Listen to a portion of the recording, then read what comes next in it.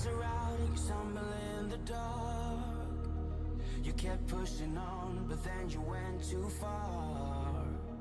When your ship has sailed and all your dreams are lost, everything is wrong, you feel like it's your fault. Just remember, I will be there for you, baby. Remember, there's nothing out there to get you, don't forget it. When life throws lemons, just call on me. Just call on me. Just call on me.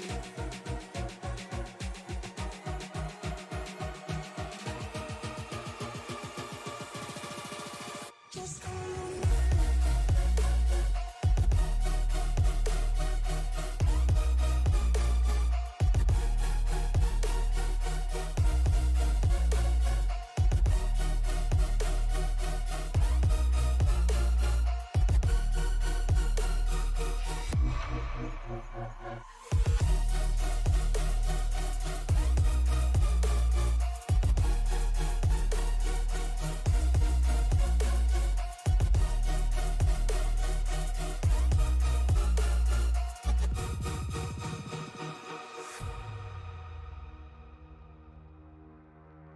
You're stronger now than you ever been.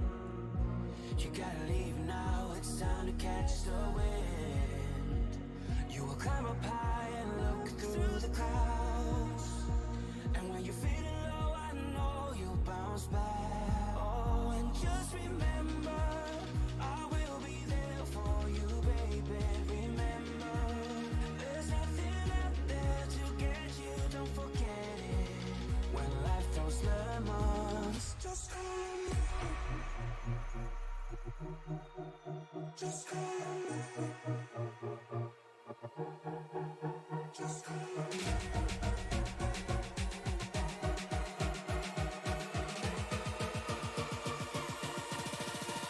Just call on me.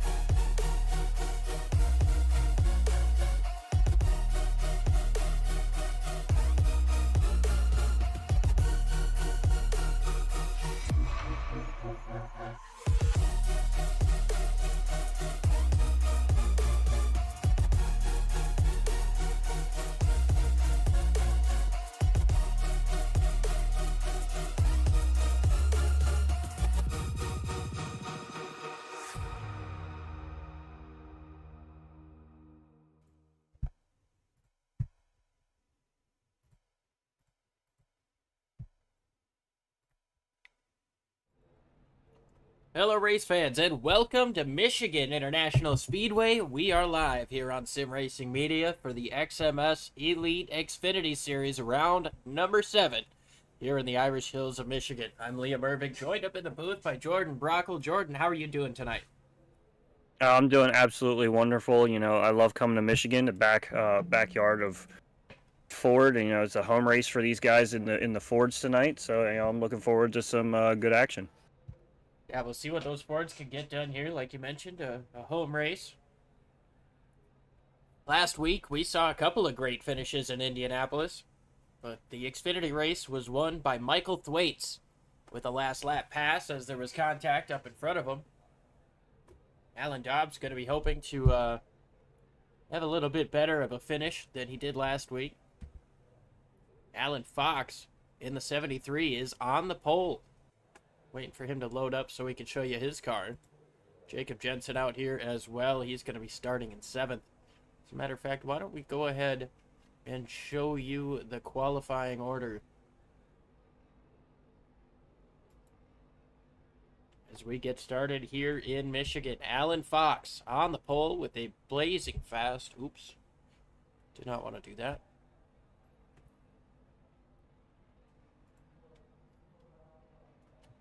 Little technical glitch here. Jordan, you could go through the start going through the starting order if you don't. You got Alan Fox on pole, followed by Paul Irvin, Mike Rominger, and one of the fastest guys that I think in this league, Alan Dobbs, starting 4th. Got Ed Morris Jr. and Justin Opplinger, Jacob Jensen and Nicholas Weatherby, Frank Orsini and Bryce Senesac starting at the top 10. Nicholas Caldwell and David Kalau start 11th and 12th, while Brandon Stower and Todd Keir start in 13th and 14th. Forrest Smith will round out the top 15, followed by Joshua Vidal, Daniel Krim, Matt Cochran.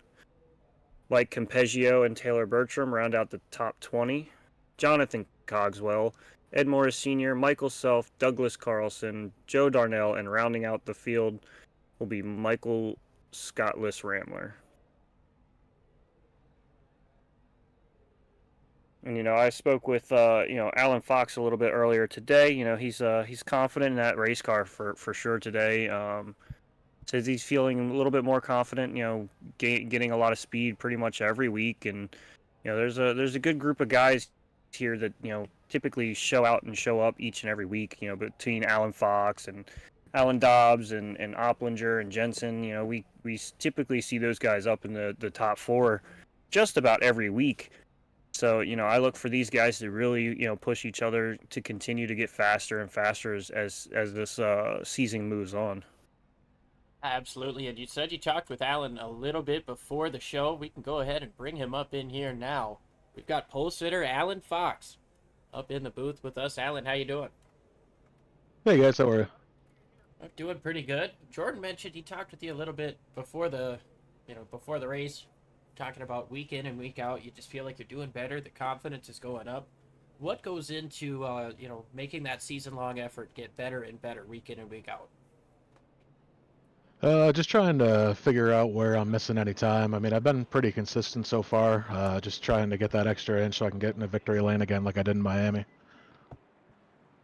Yeah, you've definitely been fast in the last couple of weeks. Been passing more cars than other guys have been.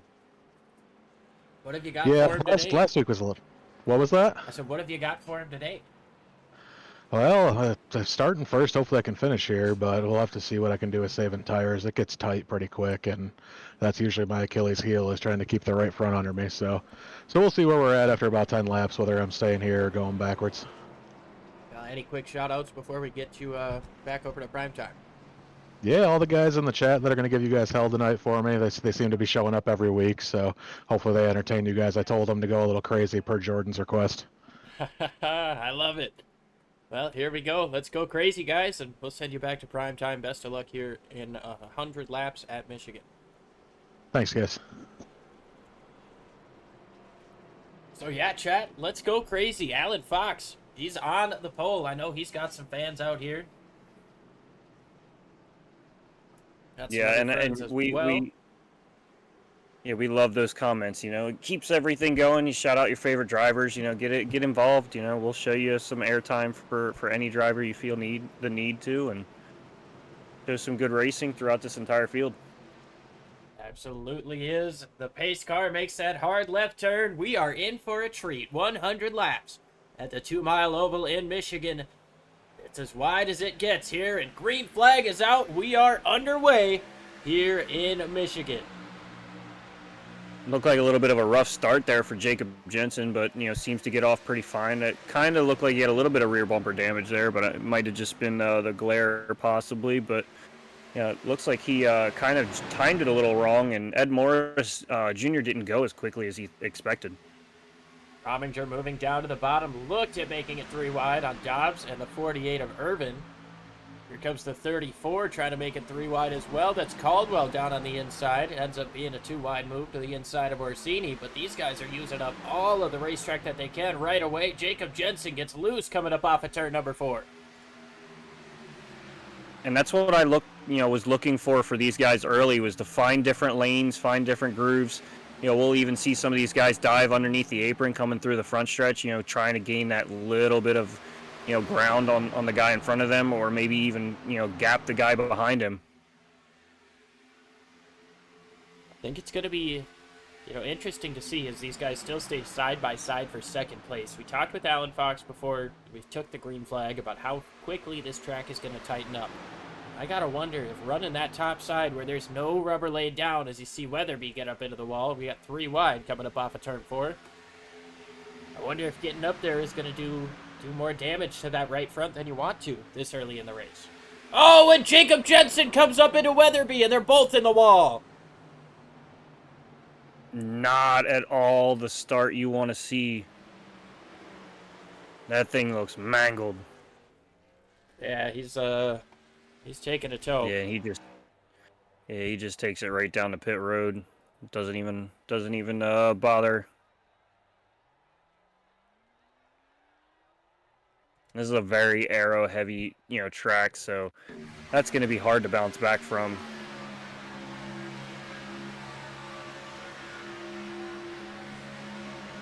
Yeah, he just kind of comes up the racetrack to arc his corner. I don't know if he thought he was clear or if he was expecting Weatherby to be a little bit higher up the racetrack, but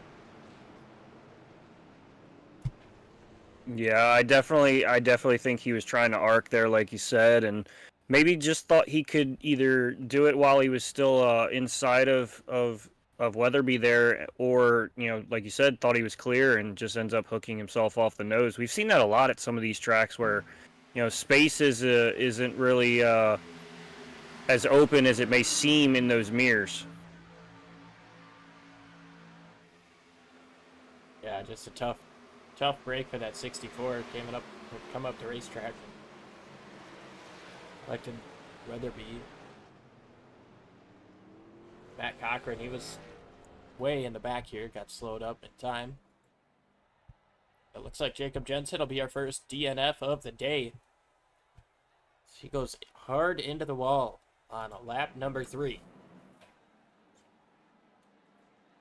Yeah, and that's unfortunate. Like we said, wow, we see some people Whoa. actually come down pit road. Alan Fox pulled a little bit of an Olay there. Ripped the red blanket out in front of the bull. Well, I wonder, how close are these guys going to be to making it to that stage end on 33 with a pit stop here?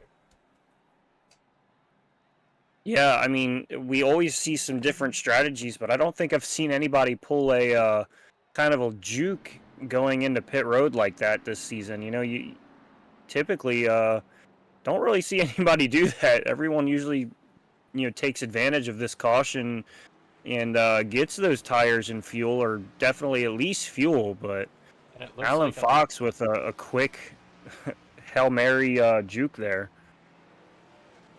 Yeah, it looks like a lot of them just opting for fuel only. You see a lot of 5-second pit stops. Daniel Krim might have taken 2 tires. He was in there for 8 seconds. And then we've got some of these kind of stragglers at the back of the field, not really in any rush to get their service done. They know that track position isn't a huge factor for him at the moment. But that definitely shakes things up right now. Alan Dobbs, who started up in 4th, Paul Urban, who started up in 2nd, they're now just outside of the top 10. Alan Dobbs in 10th place, actually. Paul Urban in 11th. And, I mean, the great thing about this track, though, is those guys that came down and, got some fuel, I don't think they're going to struggle really to get through this field because of the multiple grooves that they can run through this track. I mean, you can have 4, sometimes maybe even 5 wide in some places. It may be sketchy, but, I mean, 4 wide fits perfectly at this track. So, I mean, they'll be able to find every which way to make some multiple passes and get themselves right back into contention. Well, that, and I think the fact that this track is so, aero-dependent in a sense, right? But, if you get 2 guys racing hard in front of you coming up off the corner, you can take both of their draft, get a nice big run on them while they're side drafting each other, potentially try to get a 2-for-1. I think we saw Brett Moffitt get his first truck win that way. Oh, yeah. I mean, this is one of my favorite tracks, to be at, because it just, like you said, it's got multiple grooves, and you can, jump over people and just really play to your advantages and strengths, running low or high, and it's a fun track overall. Really is. We got Dale Oplinger in the chat saying, let's go Justin. Save your stuff and manage the race. Sitting up in P4 on this restart. Going to be P3 actually on the inside. Got himself a nice looking paint scheme there. JDR. Let's take a look. Yep. JOR, Justin Oplinger Racing. He's on his car. Simpson on the side. Yeah, well, I thought he was, trying to go for my nickname of Jor. I thought he was paying homage to me, but I guess not. He's got his own things to worry about. Restart coming up here. Lap number 7. Alan Fox takes the top side, gonna lead him down. Senesac behind him. Rominger to the inside. We mentioned Opplinger just back there in the second row as well. Green flag back in the air, and Fox gets away with a strong restart. Rominger's got a big push from Opplinger. Yeah, it looks like Opplinger was kind of, or Rominger, my apologies. Rominger was caught off guard there with Alan Fox just taking off, and then Opplinger all over the rear bumper trying to make a pass on the inside. It's all the way down to the inside. Look who's coming up all the way on the tippy top of the racetrack. That's Alan Dobbs. He's already up to 7th place. Yeah, he's definitely finding his way and cutting through these guys pretty quickly, and he's one of those guys that I think will be able to utilize just about every lane he possibly can think of to make moves quickly and efficiently.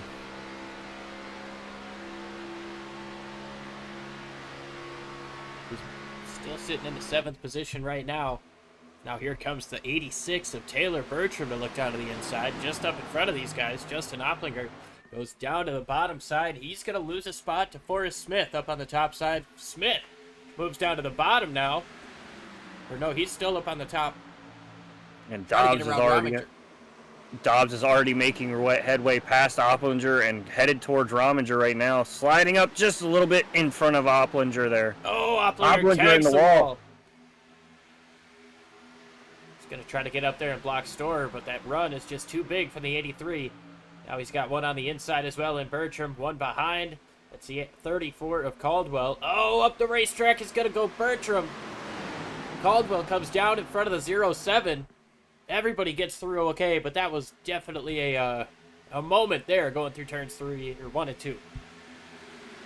Yeah, these guys are all out right now, and it's surprising to see. I know it's not always the greatest of handling off the corners, but I mean, you typically don't have much of an issue, but these guys are pushing these cars to the absolute edge, just getting everything as they spin out. One goes down pit road. Who is that? That looks like the 69 of Weatherby, possibly. I think Weatherby was involved in that. Might have been David Calo who went down to the inside. Yeah, it was Calo who got into the pits. Caution is out for the second time here today.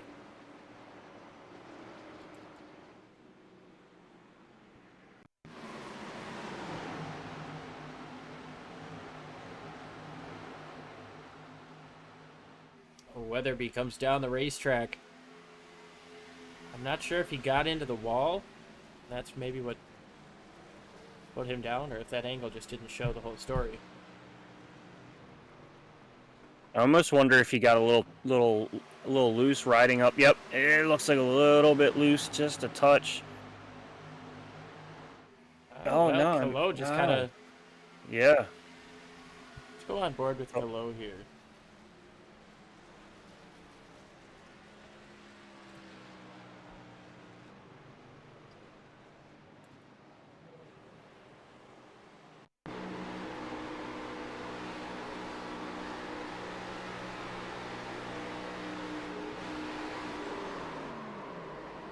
Yeah, he let off a little bit. I would imagine he thought that was going to be enough to keep it off of him, but... Yeah, I wonder if maybe he, Alan Fox had said something about keeping the right front under you, and I wonder if maybe he's pushed a little bit and kind of worn out that right front, kind of plowed a little bit there coming off corner, and Weatherby just happened to be there and, gets tagged.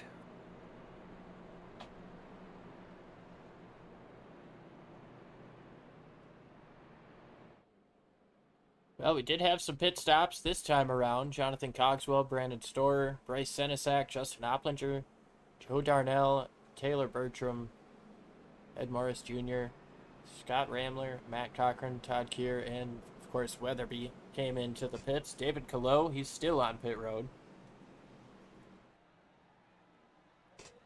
Finishing up service now. Jacob Jensen, he's still here. His car is still there. See if he gets back out onto the racetrack at some point tonight. And, you know, I don't think it's really going to hurt anybody too badly, but I feel like that caution is definitely not something that, you know, Dobbs and the other guys who, you know, took the chance to get fuel really wanted to see. Because I feel like Alan Fox, you know, he may be able to stretch it out to the end of the stage now, possibly. You know, I'm not 100% sure on fuel mileage and everything, but, you know, he's definitely able to save under these caution laps and kind of put himself in a better position and may not have to make that stop there before the stage end. Yeah, but he's got Alan Dobbs just behind him, going to be restarting in 3rd place.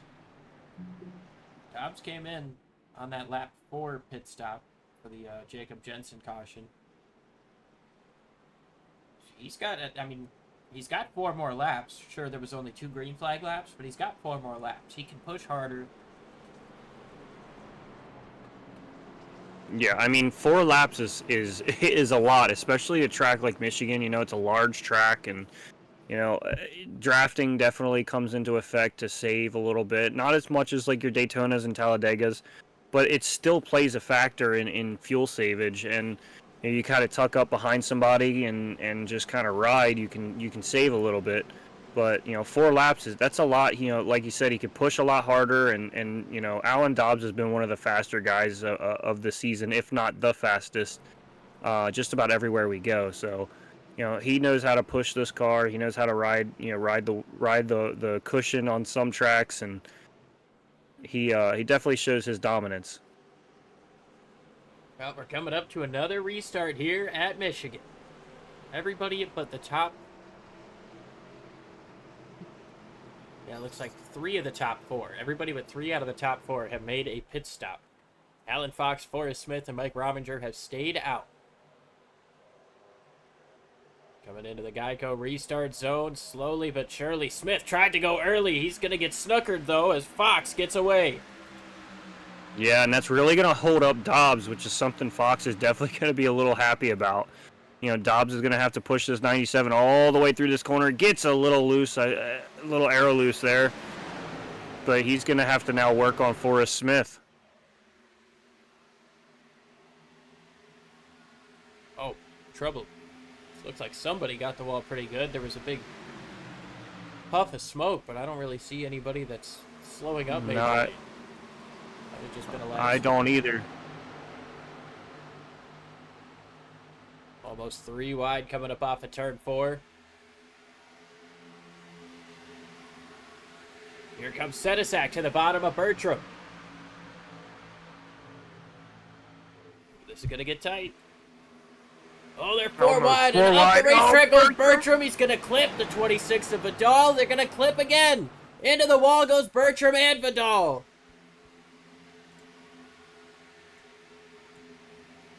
Almost made that, you know, cleanly, but now Vidal's going to have to really kind of regroup here because he took a hard shot to that outside wall. And Bertram seems to be a little better off, but, you know, he took a shot there too.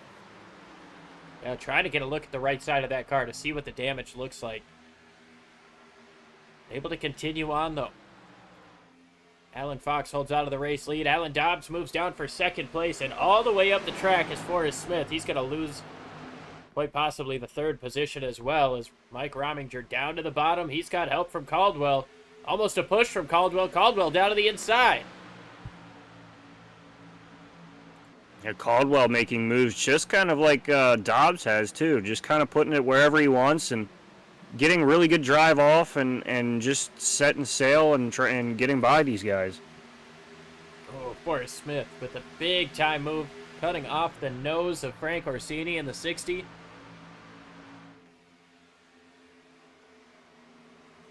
Trying to cross down over to the inside of Rominger once again. Try to hug that seam a little bit. He's going to complete that pass. Rominger had to let off just a bit. Now Orsini moves down to the bottom.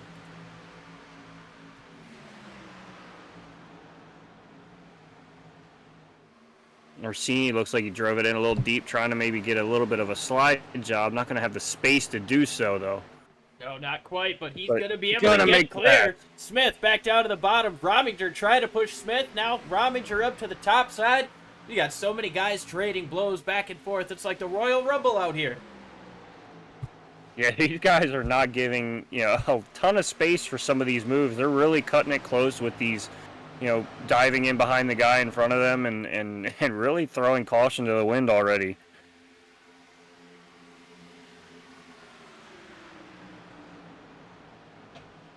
Rominger to the inside of Smith.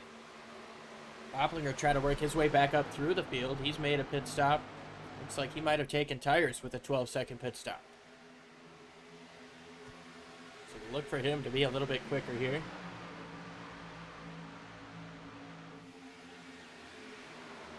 Nicholas Caldwell has moved into second place. We missed that pass. Yeah, he showed a lot of speed, on that restart, getting by a lot of guys there. A little bit of action back in the back. Yeah, I think Orsini got a little bit loose there. Got to scrape the wall a bit. Yeah, and He's all that taking a base progress of he made is gone.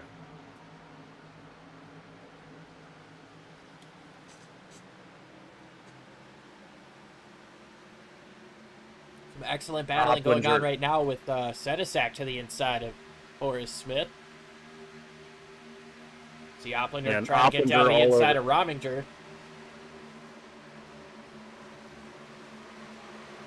I feel like those are two names that I say different every time, and so I apologize for that. Yeah, I feel like anytime we're calling Opplinger and Rominger together, I end up saying Oppinger, and yeah, it definitely gets a tongue twister going. They are side by side racing for fourth place, and it looks like Opplinger is going to be able to get down to the inside, make a power move to the bottom. Take away Look that at that fourth little group of place. Senesac. I was like, look at that group of Senesac and Paul Irvin and Morris Jr. They were all 1, 2, 3 lined up, just pushing away. And now Sedisak all the way to the inside, trying to take away the fifth position from Paul Irvin. He's going to slide up the racetrack just a little bit. I tell you what, man, getting down below that bottom seam, it's tough. The car wants to get really loose down there. But after you get some laps on these tires, I think it becomes a little bit more manageable, and that's what we're seeing. Take a look at the weather that we've got going on. You can see it is 74 degrees in the air, but 110 degree track temp. It's going to make things a little bit slick for these guys. Not a lot of grip throughout the course of this race. Yeah, no, and we've seen a handful of drivers really pushing off throttle or pushing on throttle off corner, and showing that sliding the rear end pretty hard.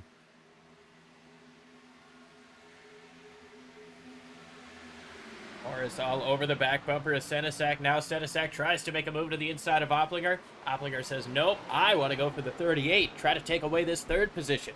He's got himself a lot of grip down there on the bottom. He's going to be able to make that pass, it looks like, with relative ease. You know he's got fresher tires than everybody else. But man, he is making it look like he's a hot knife through butter. Just cutting through the field. Yeah, Shirley is, slicing and dicing through these guys and really pushing a lot harder than some of these guys, it seems. With those fresher tires, he's able to kind of put it just about anywhere on the track and make some kind of headway. Yeah, I think you're exactly right, and he's pushing harder because he knows he's only got 10 laps to go when they cross the line to finish out this stage. He's just over a second behind the race lead. If he wants to get this stage win here, he's got to get up there.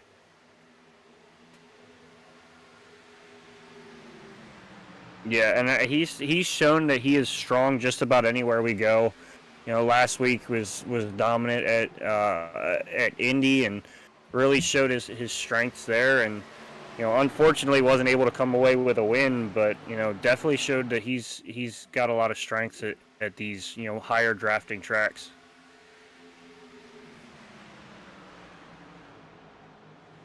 High speed type of momentum type of racetracks. They seem to be Opplinger's bread and butter. They seem to work out in his favor. I mean, obviously this is a different style of racetrack than Indy, but Indy is it's similar in the sense that if you can carry your speed through the corners and maximize your straightaway speed, that's going to be huge for you down the long run, and that's exactly what the 51 of Opplinger is doing. He's, maximizing his corner speed. Yeah, he's got the fresher tires, but he's maximizing his corner speed, getting about 2 miles an hour more than the cars he's racing around down the straightaways. And with that, he's able to cut about 1/10 to 2/10 per lap out of that race lead. Yeah, and I just hope he doesn't push it too far, you know, with those tires, and really kind of take away his own advantages he has here as he looks to the inside of Caldwell heading into turn 1. Here's Bryce Senesac, who also came in for fresh tires. He hasn't pushed as hard as Opplinger has, so is he going to be able to make this move on Opplinger and move forward to try to take away this lead from Alan Fox? It's 9/10 of a second right now with 8 laps to go in the stage. A little bit of a glitch there as Opplinger to the outside of Caldwell. Caldwell trying to cross him back over.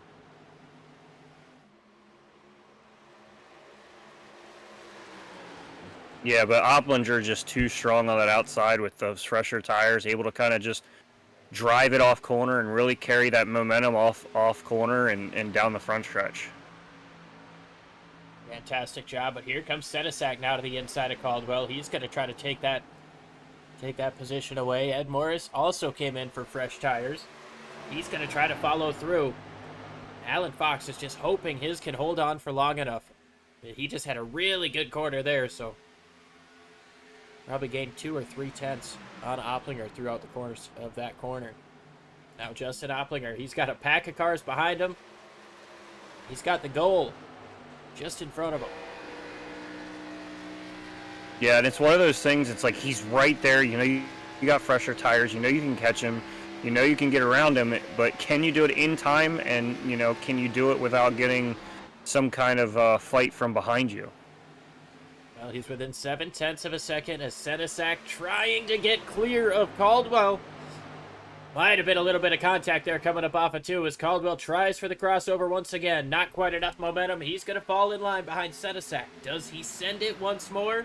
No, he's not. He's going to fall back in line behind Senesac. He's going to be under fire by Ed Morris Jr. here now. Now Morris looking up to the top side. Caldwell doesn't let him have it. 6/10 of a second is the gap between first and second. 2/10 between second and third. Both second and third are quicker than your race leader. And, you know, something to look at right now is the guy that was in the last caution, Nicholas Weatherby, is up to 5th place right now. What a drive by him. He was actually caught up in both of the cautions to start this race, and now he's doing a great job recovering. Moving down to the inside of Ed Morris Jr., trying to take away a top 5 spot. Still 6/10 of a second is the gap. We've got 4 laps to go in the stage. Just a little bit quicker there for Justin Opplinger versus Alan Fox. Is it going to be enough? Yeah, I think he may get to him, but I think it might be too little too late. You know, especially being under fire with Bryce Senesac, you know, he's got to watch what he does. You know, he can't really kind of throw caution to the wind too much and really kind of try to overdrive, because the second he overdrives, he's going to have Senesac all over the rear bumper of him, and if not, to his inside or outside. Opplinger gets right up next to the wall. He had a really good 3 and 4 there, and the gap is now 4/10 of a second across the line with 3 laps to go in the stage.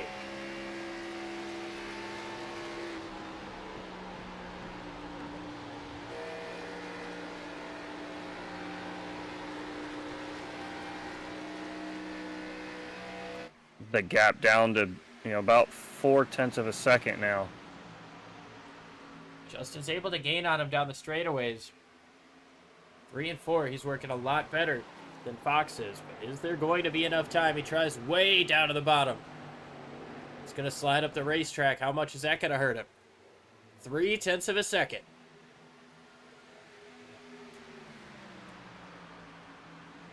Yeah, and if Bryce can get to the inside of Opplinger as he catches out, you know, as Opplinger catches Alan Fox, he might be able to use Fox as a pick to kind of steal the stage here. It's going to get right up to the back of Opplinger here, moves down to the inside. Sorry, there, here comes Senesac down to the inside. He's going to try to slide him. into turns 3 and 4. He's going to complete that, and he's got 3/10. No, he doesn't. Here comes Opplinger back up on the top side. Side by side for second. One more lap at the stage. And this is exactly what Fox wants to be seeing in his rear view. He wants to see those two going side by side, battling. Because, it would have lost, he would have been able to gain a little bit. But now, Senesac's going to try to get him. He's got one more set of corners to go. He's got a nice run coming up off of 2, but it's not going to be enough to get close enough for a dive bomb on entry. He's going to have to nail this corner and try to get him on exit. As he closes in within 2/10, he's half a lane up the racetrack. Opplinger tries to go way deep on the bottom side. Nothing doing for him. Coming up off of the corner, though, Alan Fox is going to win the stage here in Michigan. Bryce Senesac in second. Justin Opplinger, Ed Morris, Nicholas Caldwell, Alan Dobbs, Paul Irvin, Nicholas Weatherby, Brandon Storer, and Michael Scott List Ramler. Or just Scott Ramler.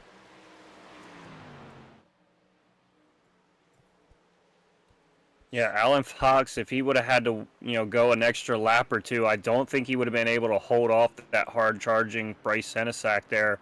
Senesac had basically bullied himself around Opplinger and was on his way to Fox, but just simply ran out of time. We're going to see if we can speak with Alan quickly before the pit stops come.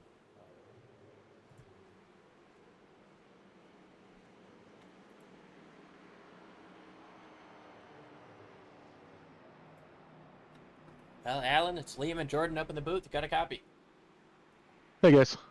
Stage winner, Alan Fox. Well, you started in first. You finished this first stage in first. What's it going to take to run the next 65 and keep these guys behind you? Currently clutching up to the pace car because I'm about to run out of gas here. It was real close there. I didn't save anything trying to stay ahead of these guys. Kind of like I figured when we talked earlier. I killed the right front those last 5 laps. Bryce and Justin were catching me real quick. Well, you did a good job of managing that. They had fresher tires. I think they came in on that lap 10 caution. So definitely at a disadvantage, but you were able to hold on. Yeah, I'll take that then. I didn't know they were on tires. I thought they stayed out with me, so that makes me feel a little bit better about that situation coming to the line then. It looks like you guys are getting ready to pit here, so we'll get you sent back to your team. Appreciate you joining us. Congratulations on the stage win. Thanks, guys. Hope to talk to you again later. So everybody's coming in this time. Yeah, everybody going to come down, get 4 tires full of fuel, and try to figure out that winning strategy here for this next stage. Well, those guys that do that, we're going to step aside, take a quick break. We'll be right back with the restart for stage number 2.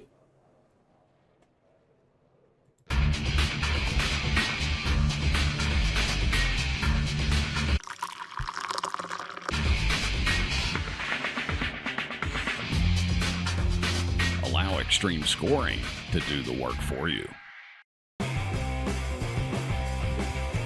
Rickmotech, high-performance sim racing equipment. Whether you're just looking to have fun, train for race day, or become a serious esports competitor, Rickmotech has you covered. Hundreds of name-brand parts. Support from experts that love sim racing. Trusted by the pros. There's only one place to go, rickmotech.com.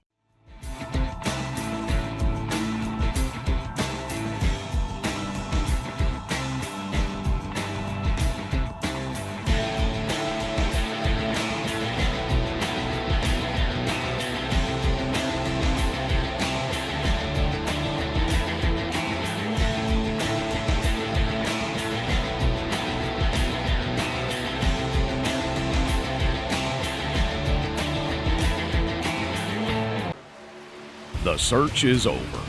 The most comprehensive oval scoring solution is here.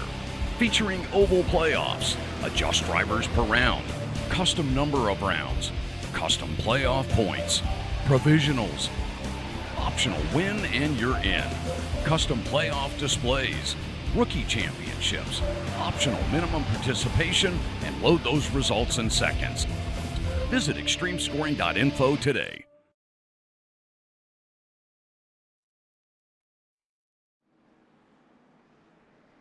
Can't thank the Extreme Group enough for everything that they do. They make things so simple for league owners in terms of keeping track of your stats, keeping track of your league, and setting it up to be the perfect league the way you want it to be. So thanks to them for everything that they do, being on with us here on Tuesday nights.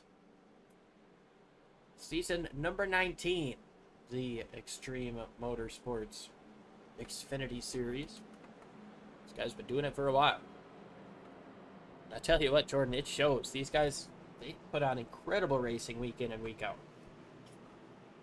Oh, absolutely. I don't think there's been one finish that hasn't, exceeded expectations or had us on the edge of our seat. Even one of the races where, I believe it was Brower, had a second and a half, lead. It just truly still felt like a wonderful ending to every race. And, we see these guys slowly creep themselves towards that Geico restart zone.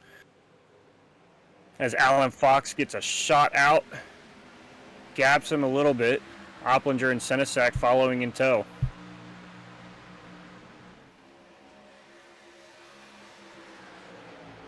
Oh, we got Opplinger. something going on here. Joe Darnell spun down to the exit of pit lane. Taylor Bertram, he's got a piece of something as well. No caution.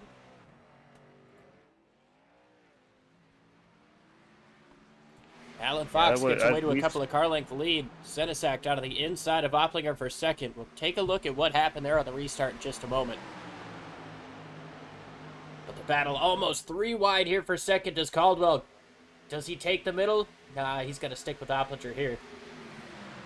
Still a little bit too early to try to go full send through the middle right now. Oh, a little bit of a bump there to Opplinger. And that's a dangerous spot to kind of try to put a bumper. You don't ever want to hit one of those out, left or right outside of the bumper, But sometimes it happens, but it's definitely scary when you get close. I know Caldwell works to the outside of Senesac. And it's almost like, I feel like you use up more tire by going up to the outside. But at the same time, you prevent that guy on the inside from using up as much racetrack as he wants to, so you're going to be faster. It's kind of a catch-22, Like you keep him down there now, he's going to be slower now, but down the stretch, he might get you back. Yeah, and I feel like they're going to have to find a good mix of when to, kind of let somebody go and live to fight another day, and when to really push it and try to get themselves ahead of them. Look at these different lines being used getting into the corner. Senesac goes in wide and tries to come down the racetrack, a little bit of a diamond style. Cuts down in front of Paul. Urban makes that block, I guess. Wasn't necessarily completing a pass, but now he's got a run on Opplinger. So the 34 and the 38 are now trying to tandem draft, work together a little bit. Here comes Weatherby down to the bottom. And Scott Ramler got into the wall on entry into 1 on the top of the screen. Yeah, it's kind of surprising to see Weatherby having such a strong race right now after, being in such heavy contact on the first accident and, just kind of getting hooked in the second one and still just showing strength here. Yeah, he's doing a great job. He's had a really good recovery. It didn't seem like a whole heck of a lot of damage. Obviously, Jacob Jensen got the worst end of that first incident. Joe Darnell is... Well, he made a pit stop. I would imagine he got a black flag for an unsafe pit entry.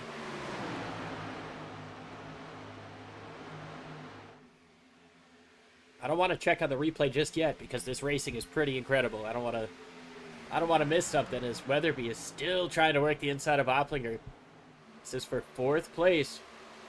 Might be able to slide up and clear him this time. No, Opplinger stays strong up on the top side. Weatherby with a nice run. Opplinger with the side draft down the front straightaway, trying to pull him back.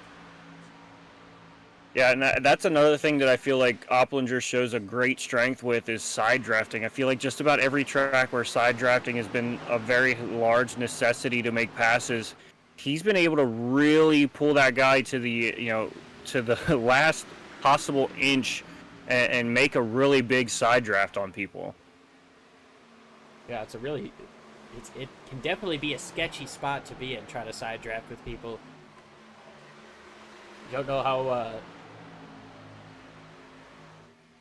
I guess jerky they might be on the wheel. You don't know how close he can get to some people, but Justin Opplinger, he's aggressive with it. He makes it work. Obviously, Weatherby, he's made the pass to get up into 4th place.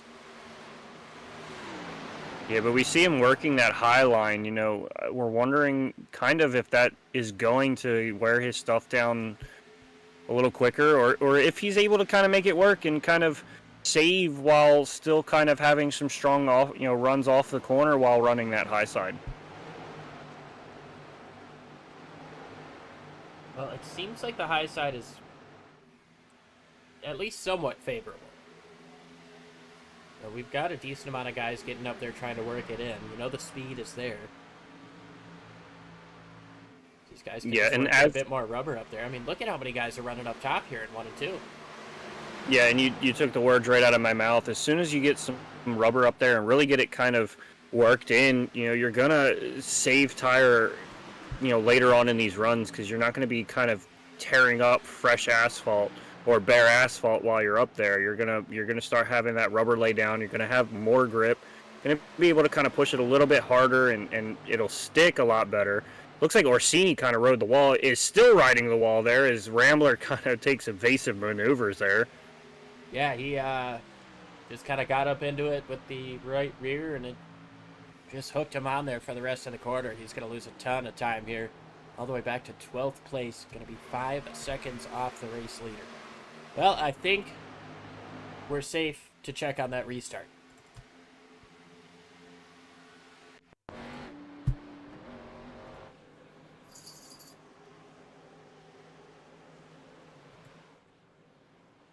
So Taylor Bertram,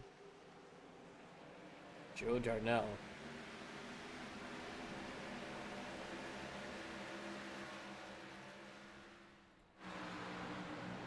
Oh, wow. All right, so there was a couple of things there.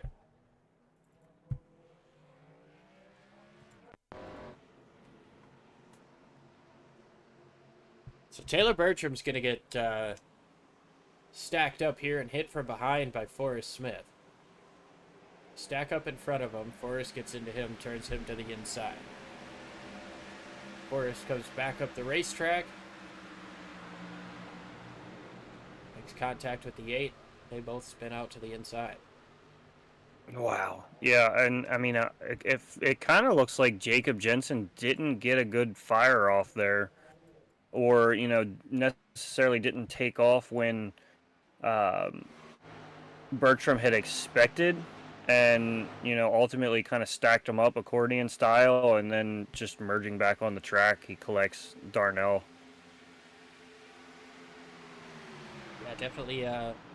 Not the way you want to restart, especially when we're before halfway. No caution for that incident. We still continue on. Alan Fox holds out of the race lead. He's got about a second over Alan Dobbs. Those tires might be equalizing out. They might be coming back into the favor of Alan Dobbs here in the next couple of laps. Nicholas Caldwell ran almost an equal lap time to Dobbs at 3rd place. Nicholas Weatherby, he's doing a great job recovering from 2 incidents earlier to be up in 4th position. Justin Opplinger, he's got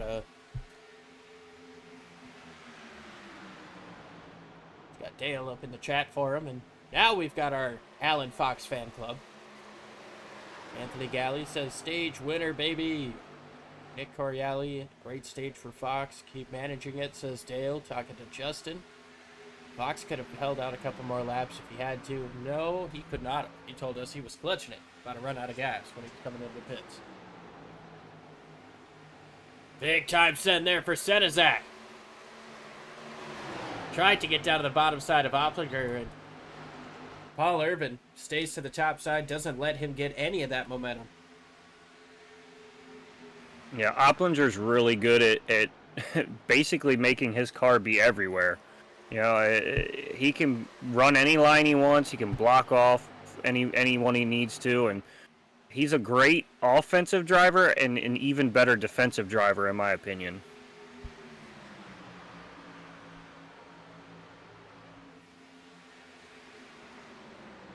He really is. You know, he's we've seen him be versatile. Here comes Paul Irvin up to the top side. Is Senesac trying to figure out a way around both of these two? It's got to feel like he's quicker. See somebody in the chat asking if everybody's from New York. No, that is not the case. We could go ahead and pop this down here. We've got Paul Irvin. He's out of Knoxville. I'm assuming Tennessee. Who knows? Maybe it's Iowa.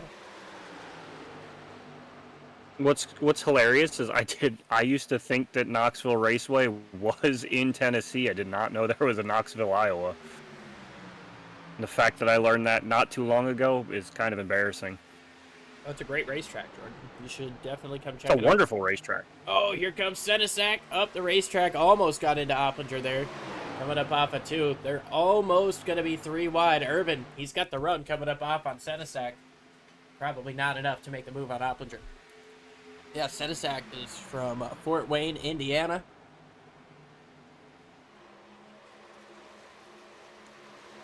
So great question, yeah, where these guys are from. Not everybody is from the same place. This is a nationwide league, and, you know, there might be potentially some people from out of the country. Mike Campeggio from Sugar Grove, Illinois.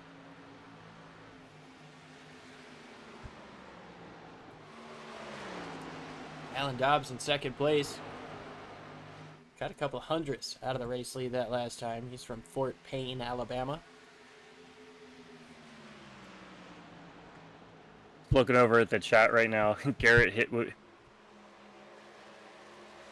How did you Knox know that? Ha, that's funny. Oh man. I tell you what, if you can get us big enough, you can help us get big enough with this league to the point where we can get DraftKings to put bets on this stuff, let's do it. This is a great league. Keep sharing these streams and let the world know what they've got, and of course what we've got here on Sim Racing Media. We've got incredible shows, I believe 6 nights a week at this time.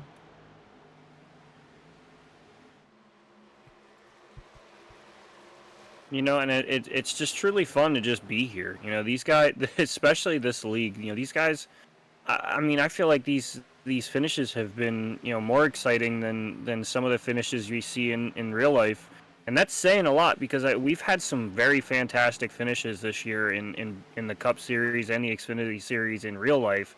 But you know, I would put these guys up against those guys as far as finishes go. And you know, I feel like these guys put on a completely all-around better show each and every week. These guys definitely do an amazing job, and you know, they keep it relatively clean.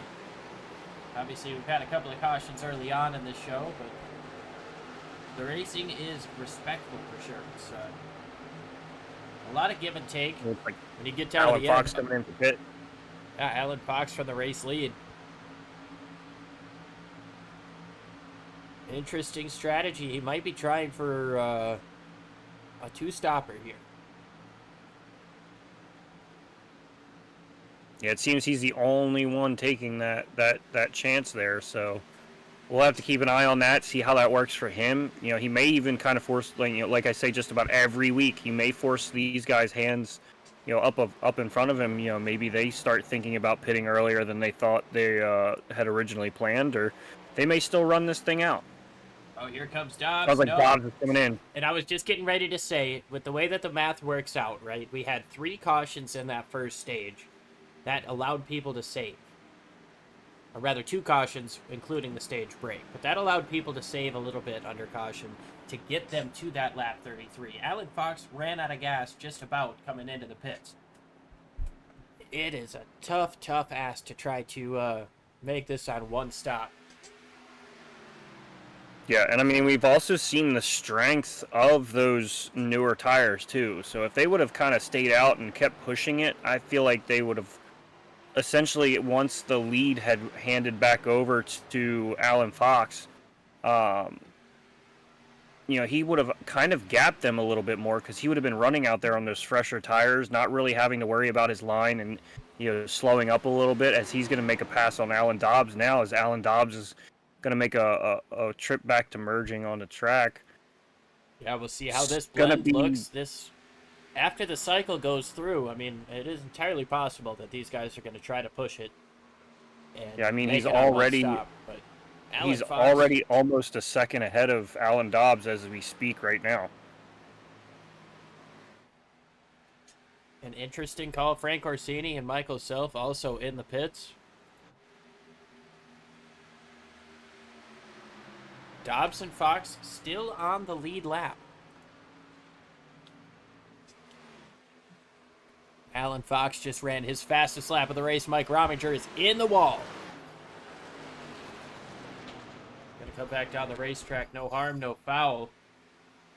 Here comes Jonathan Cogswell to the outside to make the pass for third place. Ray Senesac comes into the pits.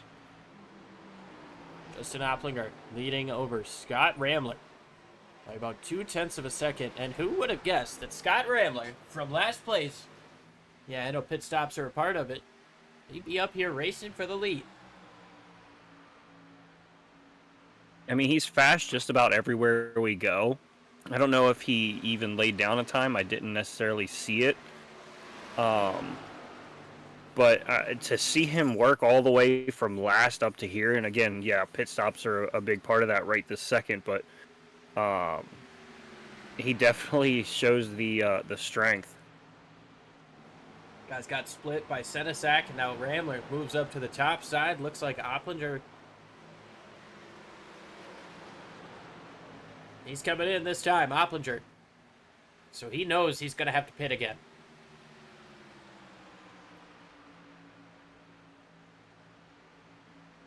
Can Ramler save enough to make it on one more stop? And in that, can he save enough time on the racetrack? We've still got 80 miles to go in this thing. We've got a long way to go. But if this race trends green, these strategies all at play. Talking about Ramler staying out here. Opplinger with the later pit stop. He might be better on the later portion of this next run. Fox with the early pit stop. Dobbs with the follow. Yeah, there's just an absolute massive mix of different strategies here, by just a couple laps for some people. And, for Ramler, he's, I guess, going to stretch it out a full fuel run. And, I guess maybe try to see if he can push it to one stop, but I think it's going to be a large ask. Got guys in the chat asking, does Fox have the fastest lap tonight so far? Indeed, he does. His fastest lap of the race was a 39. Oh wait, no. Dobbs has the fastest lap. Fox was a 39.25. Dobbs beat him with a 39.17. We see your fastest laps of your favorite drivers up on the top side of the screen on the ticker. We'll get back to the gap in a little bit, but let you guys know how fast your favorite drivers have been. And we'll go ahead and show you their more recent lap times so you can see what the fall off looks like. Yeah, and see right here, this might be helpful for Ramler with that car just in front. He's able to pull a little bit of a toe and kind of just, maybe not necessarily save a ton, but save a little bit. But, I mean, that car's going to pull off, away from him a little bit. And but he's kind of in a little bit of a no man's land right now, just kind of cruising. The top 8 have not yet pit in stage, or since the stage caution. Scott Ramler, Ed Morris Jr., Brandon Storer, Mike Campeggio, Matt Cochran, Ed Morris Sr., Todd Keir.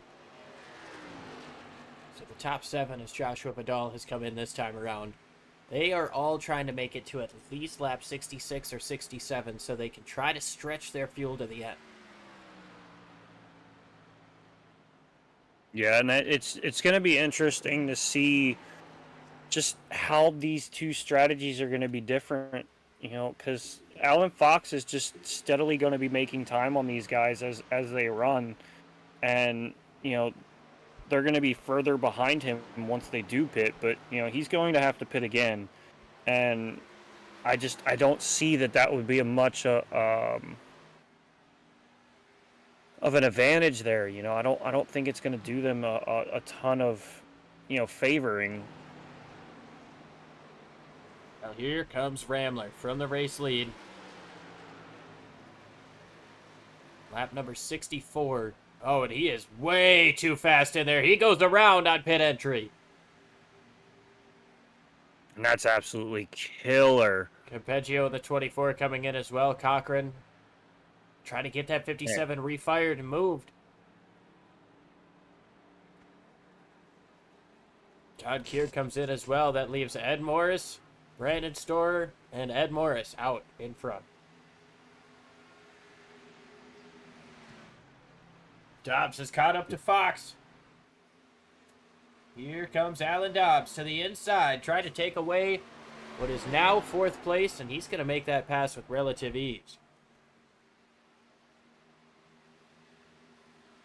Yeah, I almost wonder if Fox is playing a little bit of a strategy here to stay on the back end of Dobbs and kind of just keep his stuff as fresh as possible for as long as possible. Maybe try to stretch it out so the run after his next pit stop is a shorter run, fresher tires for that entirety of that run, and maybe save a little bit of fuel for possible green-white checkered. There's a number of different things that could possibly happen that he could be setting himself up for. Right now, the graphic on the top of the screen is showing their last lap time. So we'll see next time it shows up what the difference between Fox and Dobbs is. If Fox is kind of playing around and just managing this gap, or if he maybe pushed too hard too early and is suffering now.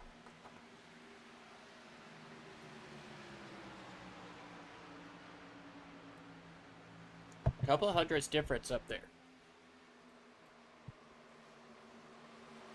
Yeah, not a terrible of a difference there, and it does kind of, to me, look like he's just kind of managing a gap. He's not letting him get too far out, but he's not, pushing it hard enough to where he's right on his rear bumper. Ed Morris Jr. comes into the pits. Made it to lap 67. I gotta say, I think he might be the only one with a shot to make it to the end on this tank. Ed Morris Jr. trying to be the first to pit last here on lap number 68.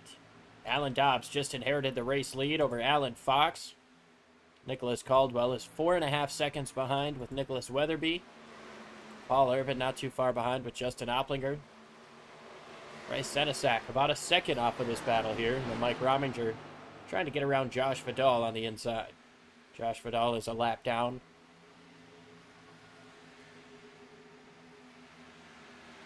And to the point earlier where those guys were thinking about staying out a little bit longer, they were just losing time. And I mean, he's already kind of, him and Fox, Dobbs and Fox have really put a gap on third on back, probably around, it looks like, if I can do math real quick, about a 4-second, almost 5-second lead on these guys. Yeah, they're doing a great job right now and just kind of not necessarily trying to work with each other, but they're working with each other right now. They're staying close enough to draft. Probably not intentionally, but they're using each other where they can and getting away from the rest of the field. Yeah, no, they're definitely unintentional partners right now, and once we get later into this thing, the gloves are definitely going to come off, and it's not going to be any helping the other whatsoever. Oh, here's a battle there with Ed Morris Jr. to the inside of Campeggio. Bryce Senesac out here all by himself, jumping around a little too much. Ed Morris making that pass on Storer and Campeggio. Came in 3 laps after them. He's got just a little bit fresher tires. How hard does he want to push right now? How early do you want to start saving? Yeah, I mean, it's definitely going to be interesting. You know, I feel like some people like Dobbs and Fox and Opplinger who pitted, you know, in that first set of pit stops there, or you know, a little bit behind. I think they're going to have to just kind of push, you know, and push as much as they can, in my opinion. Get everything they can get out of, you know, the tires they have on now, and run that tank dry, and then come in and just do the same thing over. You know, push like hell, and use every bit of tire that you have. As we hear Morris already clutching it and saving a little bit. Oh, you have to. You got to start early. I mean, if you're going to try to go longer than you've gone all day. Yeah, I know he came in at 34, went to 67, 68. But still, he's pushing uncharted territory.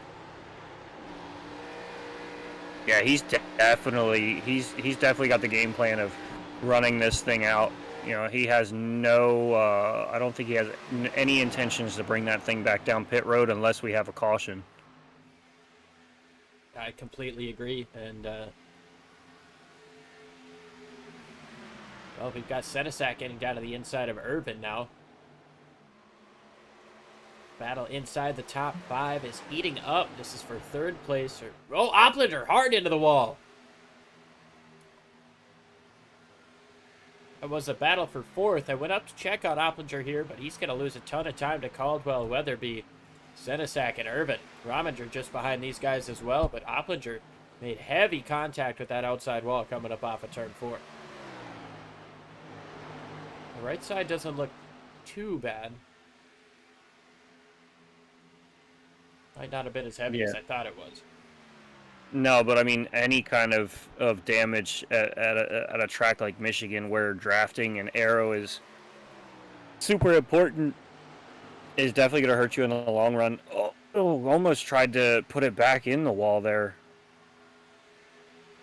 Getting real close coming up off of the final corner there. Alan Dobbs still holds on to the race lead. He's got 6/10 over Alan Fox in 2nd place. He's just been a little bit quicker each time around.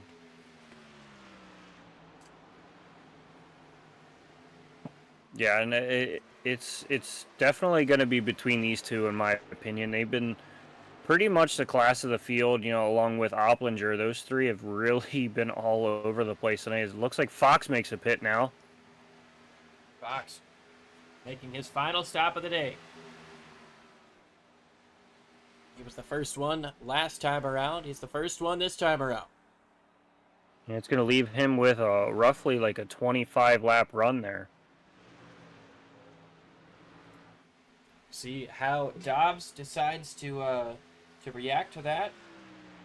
The Fox fan club is loud and well in the chat here, talking about his paint scheme. I don't know if we're the ones to ask. You're gonna have to get a hold of Alan for that yourselves. But we can definitely try to bridge the gap, as here comes Alan Dobbs into the pits, and he just barely got in there. At least at speed. Justin Opplinger comes in as well. Caldwell, Weatherby, Ed Morris Jr. He's got 25 seconds on Alan Fox, who is just merging onto the racetrack now.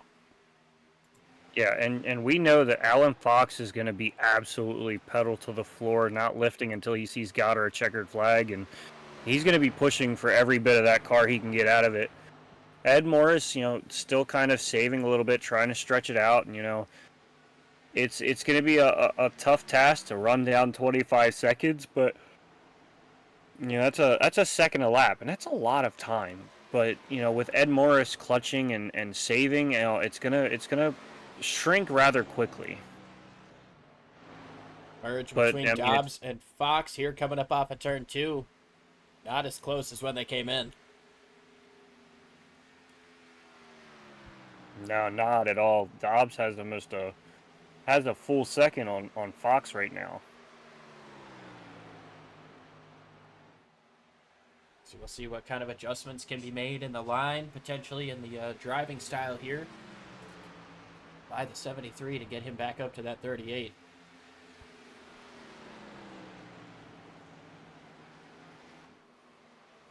Jonathan Cogswell is going to inherit the race lead. Ed Morris Jr. jumps into second place. And it's about 22 seconds between him and Alan Dobbs. So it is going to have to be about a second a lap quicker. As Alan Fox is closing in now just a little bit. He ran his fastest lap of the race at 39.17 to tie with Alan Dobbs 39.17. And to run it that late in the race And really shows you. He just beat it again with a 39.13.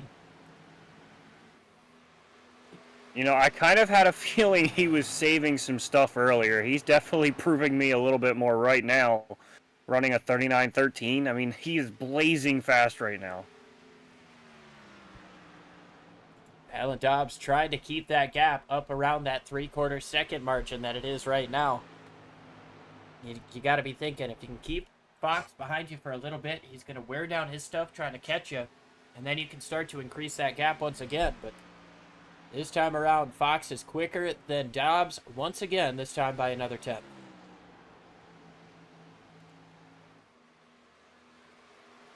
And as these guys push hard, they're really... Yeah, and I mean, if these guys get up, up to each other and start running side by side, I think that's going to actually play into Ed Morris Jr.'s strategy a whole ton of a lot, because he's going to, be saving while these guys are battling side by side. So the time between the two might kind of, not necessarily, kind of plateau, but it's not going to shrink as quickly with those two battling.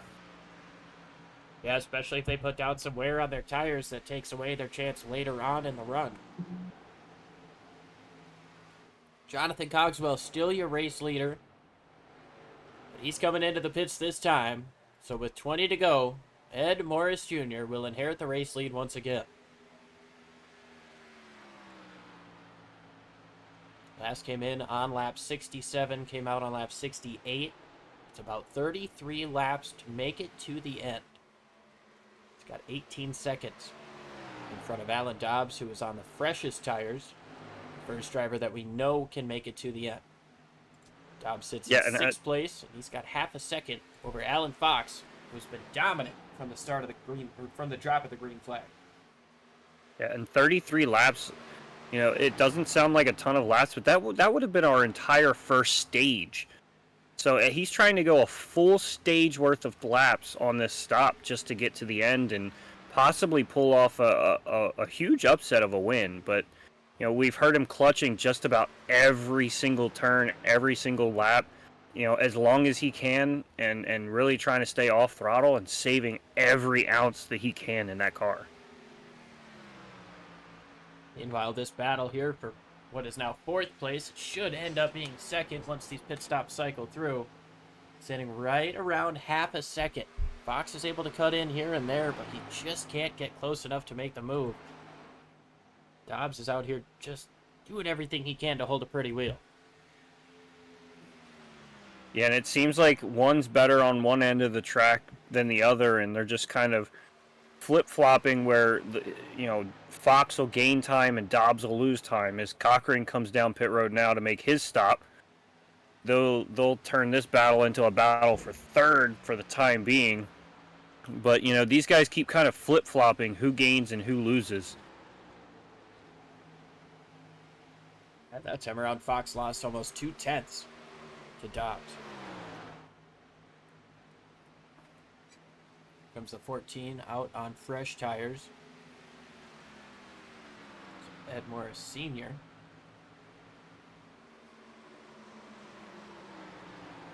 See how hard he pushes around these guys.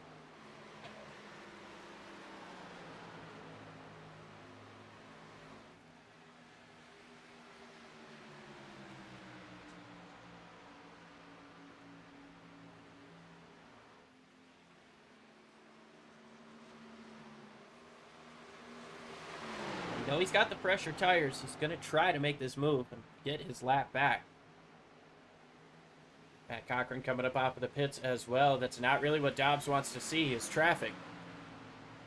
Yeah, no, and it's again just playing into Ed Morris's strategy. You know, a handful of laps have passed, and they're still 13 seconds behind him. And I mean, they're you know, carving away at it, but not necessarily to their benefit. You know, they were 27, or was it 25 seconds behind, and with 25 laps to go, and you know they've shrunk that down to 12 seconds with 15 to go. But it's going to be a huge ask once these tires start, you know, getting to a equal playing field as Ed Morris, and Ed Morris starts actually pushing, you know, once he gets that green light from saving.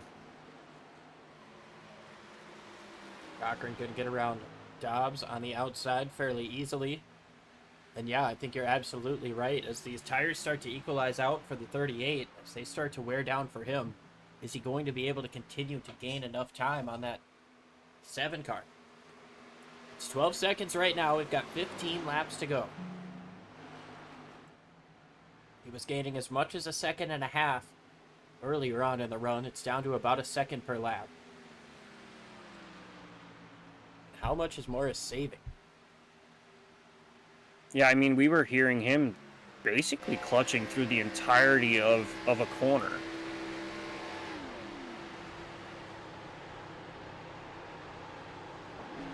Yeah, I mean, he's halfway through the corner before he's letting the clutch back out to, you know, take off the corner.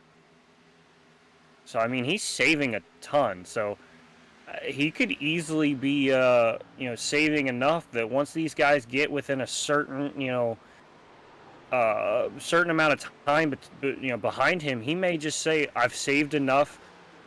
I'm going to go all out and try to manage whatever gap that is, whether it's, you know, 5, 6 seconds, 3 seconds, whatever it may be."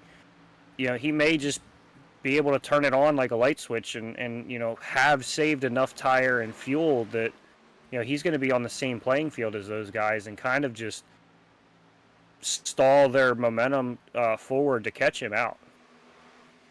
0.8 of a second was how much Alan Dobbs gained on Ed Morris Jr.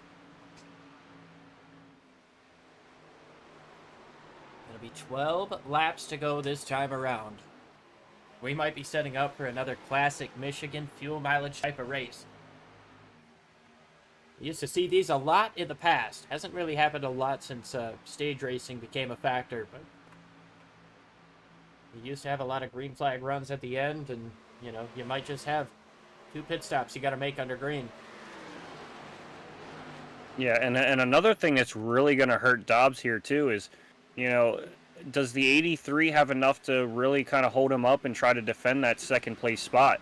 You know, I don't think Brandon's just going to move over and let him by. You know, I don't think he's going to give it up willingly. You know, I think he's going to try to get in his way and kind of, you know, choke up Alan Dobbs' run and try to hang on to a second, third, or fourth place finish here. You know, he's got still roughly about, what, 6 or so seconds on Dobbs as we speak right now. So, you know, Dobbs is going to have to make his way through Brandon at some point here soon. Yeah, I don't know if Brandon can make it to the end. I think he's still waiting on, or hoping for a caution or something like that, so he can make a pit stop. Oh yeah, but I still see him trying to, you know, do that hold up or you know, save that spot. You know what I mean? So he may let him go by a little quicker, but you know, I there's some lap traffic in front of you know, Dobbs as well, and so there's a lot of factors in here that are playing in Ed Morris's favor as you know, as we go on.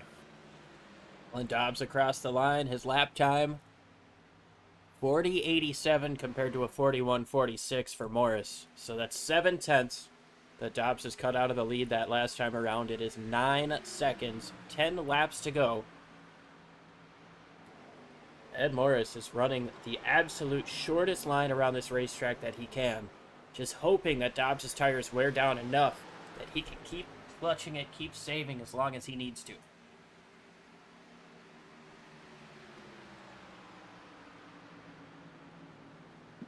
Yeah, I think this is really gonna be an interesting finish. Does Ed Morris Jr. have enough to make it to the end, let alone stay in the lead? Is Alan Dobbs gonna have enough to catch him? There could be a chance where, like Indy last week, where we saw the two leaders get into each other and take each other out, and that third place car come flying through and take the win. Like, we could be definitely seeing some difference of strategies, turn into an exciting finish. We definitely could be. 8 laps to go and just over 8 seconds between first and third. Brandon Storer is still 3.5 seconds behind Ed Morris Jr. He's likely trying to save as well. Right on board with him to see if we can figure out if he's saving. Justin Opplinger able to get around Alan Fox here. Just going to squeeze his nose in there and kind of cut Fox's runoff there.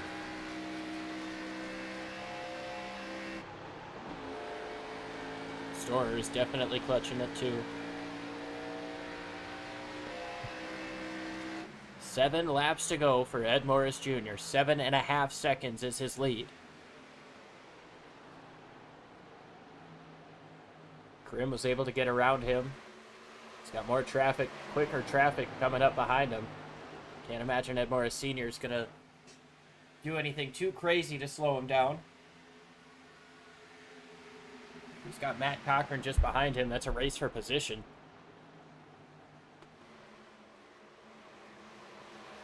I can imagine Morris is all over the radio saying, just go high, go high. I'm staying way down here.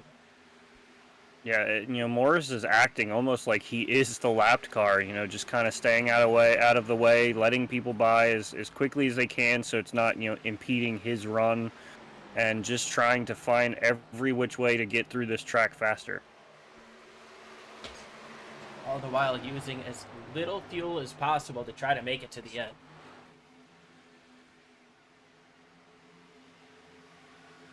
Yeah, I mean, I'm practically on the edge of my seat, just waiting for this thing to play out because, Dobbs is still 6 seconds behind as we speak, and 6 laps, 6 seconds. That's still a second a lap, and he might get there just as they're getting ready to take the white or the checkered, and I don't think Ed's going to give it up rather easily. I think he's going to put that car wherever he has to somehow cut off Dobbs and hold him back.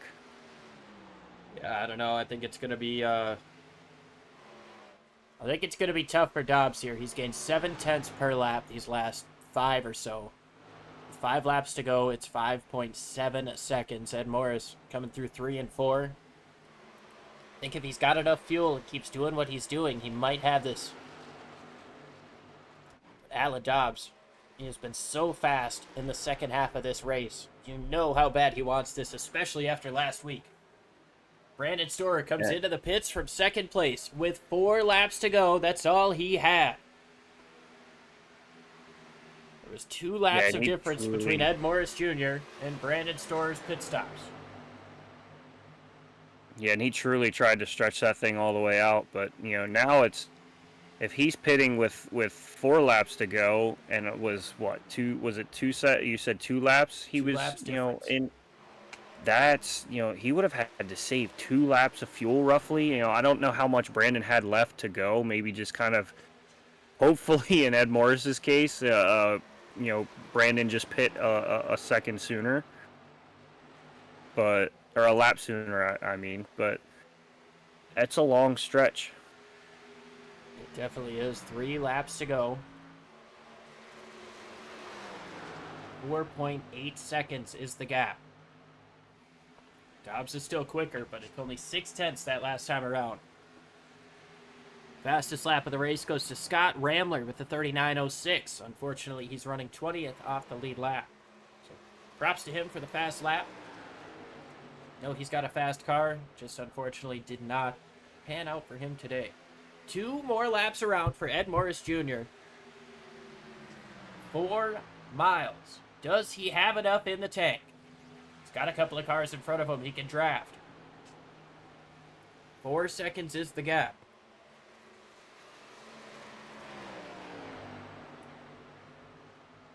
Yeah, that's that's roughly, you know, at the start of that lap, he would have had to make a second a mile, and that just sounds absolutely insane of a pace. And check it up pretty big here. He's got 2 more laps to try to bring it home.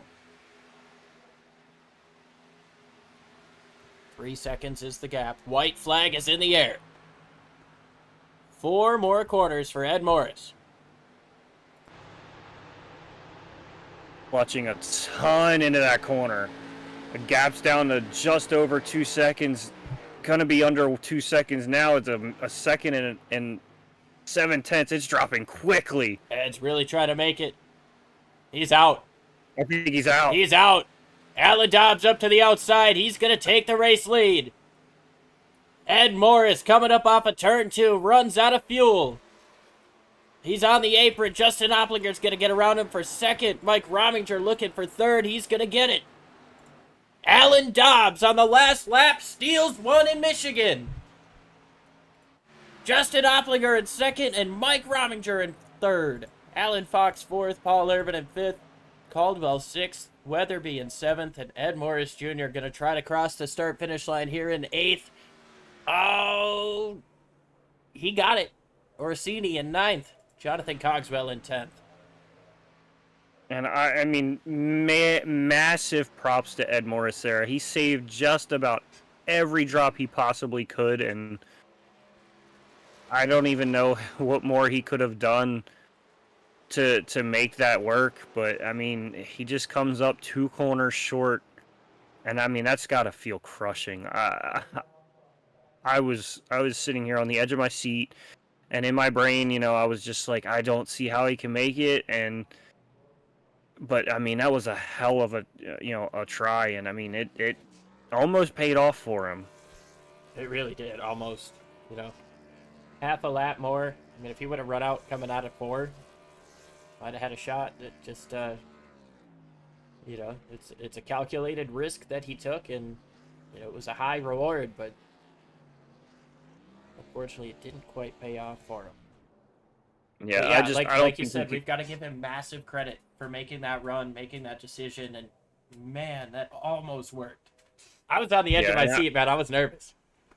I don't even think I could hang my, if I was Ed Morris, I don't even think I could hang my head low on that at all. I feel like I would be proud of that. The fact that, I almost stretched it out 33 laps, a full stage worths of laps. Our first stage ended at lap 33, and I mean, he basically made it 32 3/4 before he ran out 32 and a half laps on a tank. So, I mean, he should not hang his head low at all whatsoever for that. I mean, I know it definitely is going to hurt. He's definitely going to look at it and probably think as much as possible, what could he have done differently? How could he have possibly saved just enough to make it? But, I would be very proud of that. I totally agree. I mean, that was a hell of a run, and well, we can keep talking about Ed, but we've also got our top 3 to interview to talk with. And, well, first we'll start with third place, Mike Rominger. Mike, it's Liam and Jordan up in the booth. You got a copy? Yeah, I got you. Well, it was a crazy race, start to finish, and it seemed like you passed a lot of cars here today. And kind of walk us through your day. What was it like racing on these restarts compared to on these long runs? Yeah, it was pretty hectic on the restarts. After you settled in, myself, I was trying to save fuel there on the second run. Thinking that it might turn into a fuel mileage race, but some had that strategy, and I just decided to go for it the last 2 runs. So. Well, that pushing definitely got you a strong result here with the third place. Before we let you go, who do you want to thank for such a strong run here today? Getting that 4 car up on the podium once again. Yeah, I'd like to thank everybody down in the team channel, our team, and everybody that, makes this happen every week. You guys for putting on the show. all the sponsors, the admin. I just appreciate everything everybody does. Awesome stuff, Mike. We appreciate you joining us here, and congratulations on the podium finish. Hopefully, we'll be talking to you again next week. Hopefully.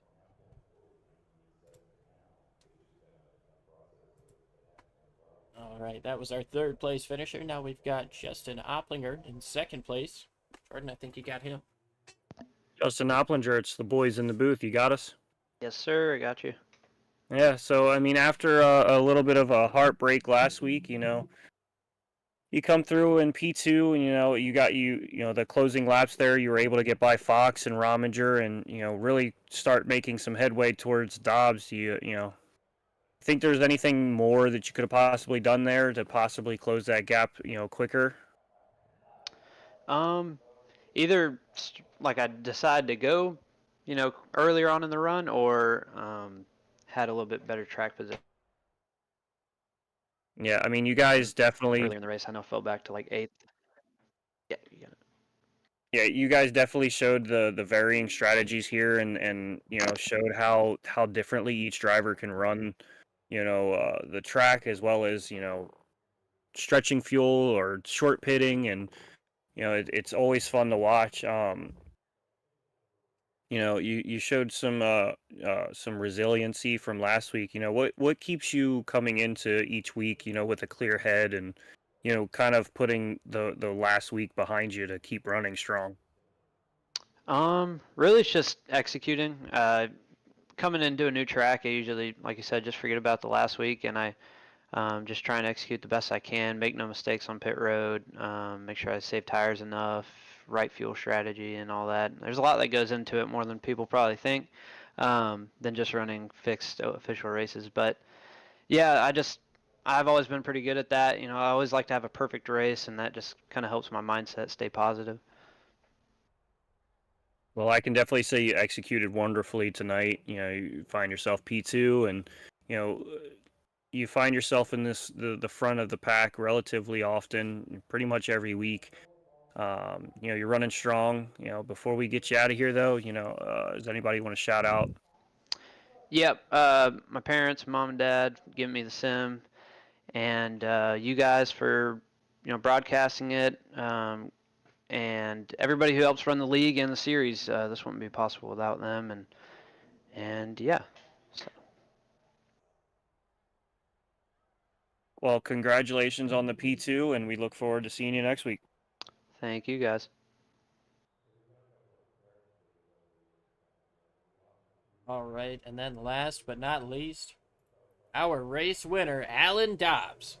Alan, it's Liam and Jordan up in the booth. You got a copy? Yeah, what's up, guys?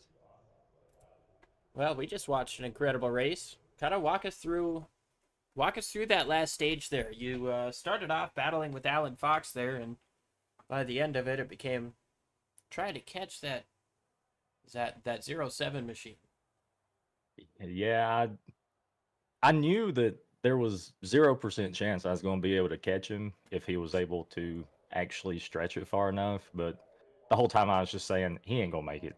It was just one lap too far. If it had been one lap shorter, he'd have been the winner. But, got him there coming down the back stretch on the last lap, and couldn't have been happier, because I've definitely been close quite a few times and just can't seem to get it done. So really glad to get that one off my back, and now I don't have to. I was already in the points lead, but getting that win just definitely solidifies it.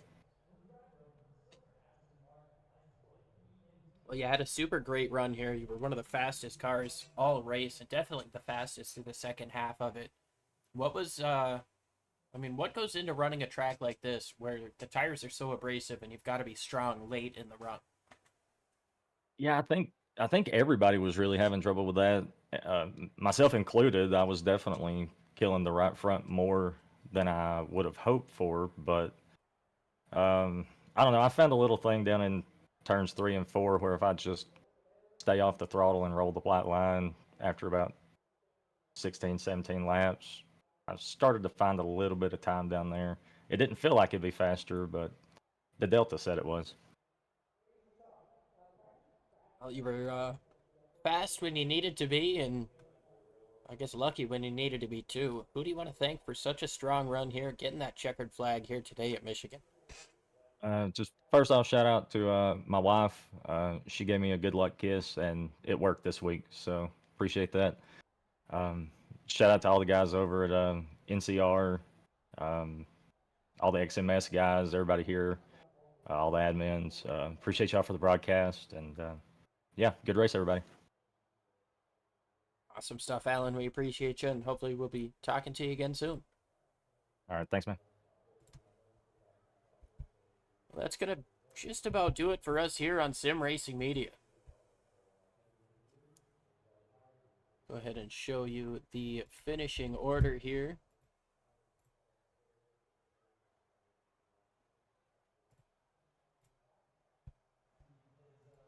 Back that up a touch.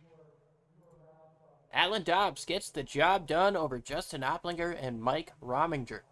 Alan Fox and Paul Irvin round out your top 5, followed by Nicholas Caldwell, Nicholas Weatherby, Frank Orsini, Ed Morris Jr., and Jonathan Cogswell in the top 10. Then we've got Mike Campeggio, David Calo, Brandon Storer, Matt Cochran, Daniel Krim, Ed Morris Sr., Bryce Senesac, Scott Ramler, Todd Keir, Josh Vidal, Michael Self, Douglas Carlson, Joe Darnell, Jacob Jensen, Forrest Smith, and Taylor Bertram, rounding out the 26 cars today. Can't thank you guys enough for tuning in live here on Sim Racing Media. The XMS Elite Xfinity Series has set us up with yet another banger of a race. A couple of cautions early on, long-running strategies, and a last lap pass to steal the win for Alan Dobbs. It was an incredible show, and we'll see you back here same time tomorrow night for the Cup Series. Hope to see you there. For Jordan Brockle, I'm Liam Ervig, and just that friendly reminder, as you walk through the streets of life, please don't play in traffic. Take it easy, folks. Rick Motek, High Performance Sim Racing Equipment. Rick Motek, High Performance Sim Racing Equipment. There's only one place to go, rickmotek.com.